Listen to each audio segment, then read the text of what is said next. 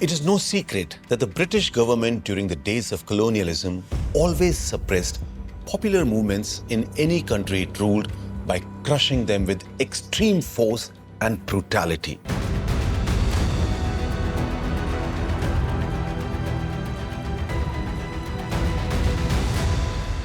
The cruel mentality of the British has consistently worked in suppressing free will and the human spirit.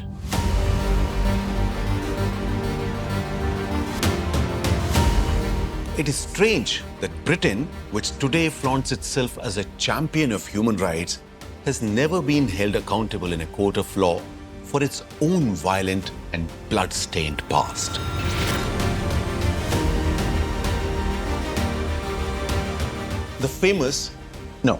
The infamous Cellular Jail in Port Blair, the capital of the Andaman and Nicobar Islands, is a living example of this cruel mindset.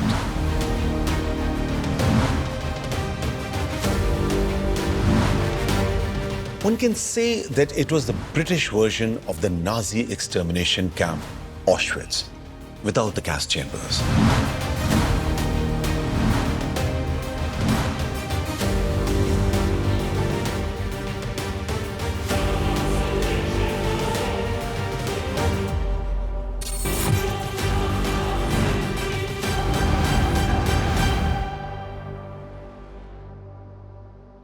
Also known as Kala Pani, the Cellular Jail bears mute testimony to the horrifying atrocities committed on Indian freedom fighters during the British Raj.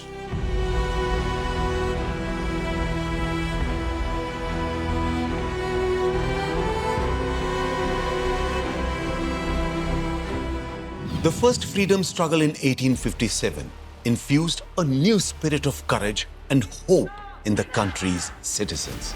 Slogans like Azadi Hamara Hak Hai, Inqilab Zindabad and Vande Mataram were echoing all around. The protest against British rule was at its peak. Anyone who spoke against the British government or did anything the British did not like was arrested and shipped off to Andaman Nicobar's Viper Island.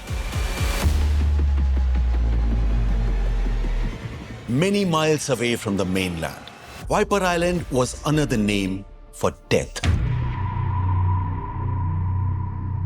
Freedom fighters were kept hungry, and the British tied one leg of each prisoner to a long iron chain to prevent them from fleeing. While suffering such repression, prisoners were made to construct luxury amenities for their British masters, like bungalows, a bakery, a tennis court, a swimming pool, and a clubhouse on Ross Island.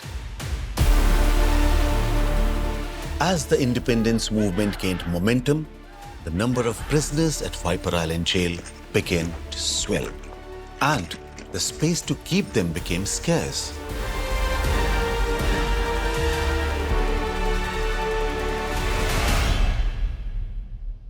The design concept was diabolical, to say the least, combining science and mythology. It was based on two theories. First, spokes of the wheel. The jail building was designed like a cartwheel when viewed from above. The purpose was to confuse the prisoners on which direction to go if they attempted to escape. And the second, the Panopticon theory. In Greek mythology, Argus Panoptes is a character with 100 eyes. Similarly, a tower was put up at the center of the prison to ensure that the guards could keep an eye on multiple prisoners at once, like 100 eyes. A high and round watchtower was built right in the middle of the 7 arms, radiating from the center of the prison, and each arm had cells that were only 4.5 by 2.7 meters in dimension. There were 693 such cells in the prison complex. The reason it got its name, Cellular Jail. The entire jail was designed in such a way that the view from every cell would be the back wall of another cell, so that the prisoners could neither see nor talk amongst themselves. In every jail cell, prisoners were given two small pots, one filled with water and the other for toilet. However, the pots were so small that prisoners were forced to use the cell floor for defecating. Later, they had to eat and sleep near the same filth.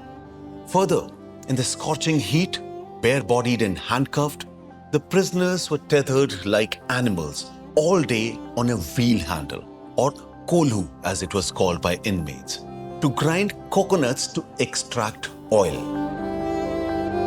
They were supposed to extract 10 liters of oil daily, an impossible task.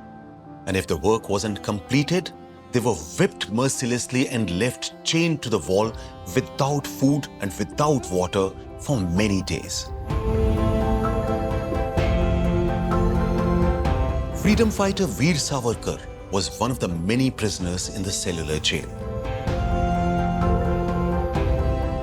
In his book, Savarkar describes how prisoners were made to work like slaves and were made to weave cloth from dried coconut husk. This work was mainly forced on political prisoners.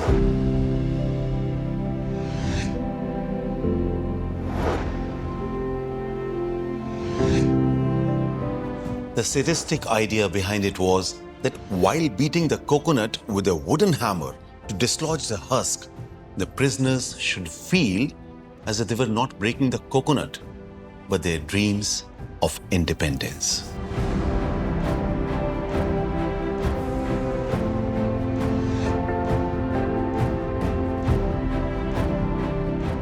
In the same prison, another son of Mother India was fighting the British and standing like a rock in front of them. 26-year-old Sushil Kumar Gupta. To protest against the brutal torture, Sushil Kumar Gupta and other inmates started a hunger strike, demanding better food and clean toilets. This hunger strike changed the atmosphere of the jail. Slogans of independence resonated in the prison, and a new movement started. The freedom fighters started raising their voices in the very prison which was built to break their spirits. This was distressing news for the British. The guards resorted to beatings to break up the hunger strike. However, the freedom fighters did not give up their hunger strike, which led to the jail authorities inserting a rubber tube into the nostrils of the prisoners and pumping liquid into their stomachs. This brutal process resulted in freedom fighters like Mahavir Singh, Mohan Kishore Namdas, and Mohit Moitra dying a painful death due to lack of treatment as the liquid seeped into their lungs, causing pneumonia. Their bodies were then chucked into the ocean with big stones weighing down the bags. With time, the dark truth about Kala Pani gradually started coming to light, and the demands for the release of prisoners grew louder. Finally, succumbing to the pressure, Lord Linlithgow, the British administrator in India, agreed to come to an understanding in 1937. And thus, the path was finally cleared for the release of the prisoners. Mahatma Gandhi and Guru Ravindranath Tagore played a crucial role in forging this agreement. Even today, the cellular jail echoes with the slogans of Bharat Mata Ki Jai and Vande Mataram. The names of the martyrs are inscribed on the walls here, narrating the stories of their struggle, sacrifice, and dedication.